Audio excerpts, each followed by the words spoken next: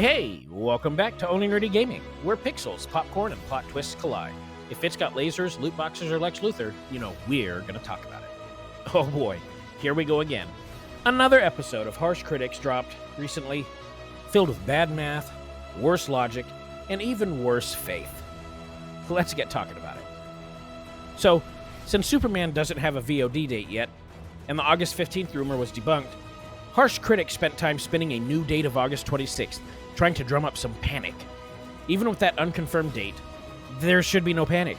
That's standard. It's a 45 to 60 day theatrical window, consistent with every major studio strategy post-2022.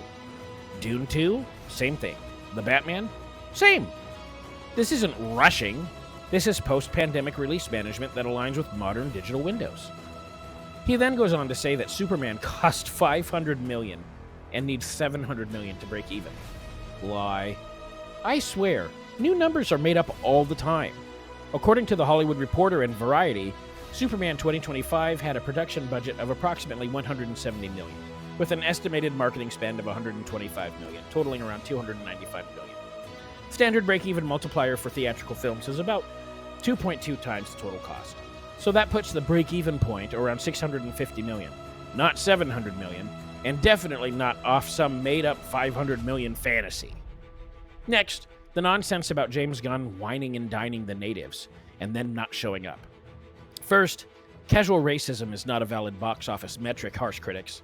Second, Superman opened number 1 in multiple Latin American markets. Brazil was one of the strongest territories. Box Office Mojo shows Latin America made up over 10% of the film's international haul, ahead of projections, despite screen competition from other movies this summer and trailers dominating headlines. He then states that Supergirl showed up drunk in the film, completely missing the context. Taking her comic book backstory into account, she just landed after interstellar trauma, being imprisoned in a nightmare lab, and dealing with grief and fury. That's storytelling, not a flaw. You wanted Snyder's grim tone? Congrats, you got it. Just without the slow motion. Now the you can buy garbage for $29.99 jab.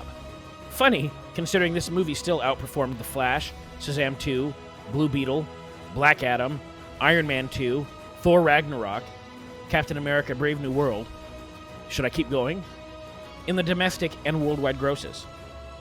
Superman 2025 cleared $550 million globally within its first 5 weeks. That's more than Batman Begins did in total.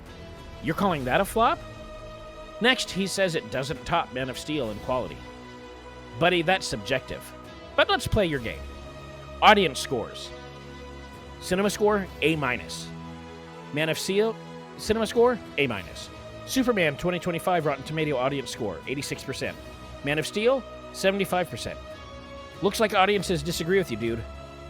Then he tries to disqualify inflation discussion while referencing ticket sales. He says Superman is 10 million tickets behind Man of Steel. Let's math this out. Man of Steel made $668 million worldwide in 2013, which, adjusted for inflation, is about $880 million in 2025. Superman 2025 is at $556 million worldwide, still in theaters, with VOD and China rollout incoming. It's already outgrossed Man of Steel domestically in unadjusted dollars. More importantly, Man of Steel opened during the early DCEU hype, rode Nolan's Batman trilogy coattails, and had IMAX support with zero superhero fatigue. Superman 2025 is building a universe from scratch after a craptastic-filled 10-year blunder, and is still pulling better legs. He then lies about there being no sequel. False. James Gunn confirmed in multiple interviews with Entertainment Weekly and Deadline that a sequel is actively in development, with release eyed for 2028. You can look it up. You just won't, because it doesn't fit your doomsday script. Then Harsh Critics goes on to claim that the international market isn't showing up. Again, wrong. As of now, Superman 2025 has made over $200 million internationally, despite competition from multiple other movies, including Jurassic Park Rebirth and F1. For comparison, Man of Steel made about $370 million internationally, with bigger marketing and no pandemic-era box office fatigue. Superman 2025's international run isn't over. You're calling the race at the 75-meter mark. Then comes the bizarre take that audiences would rather watch cars with dinosaurs. That's been true for every film since 2001.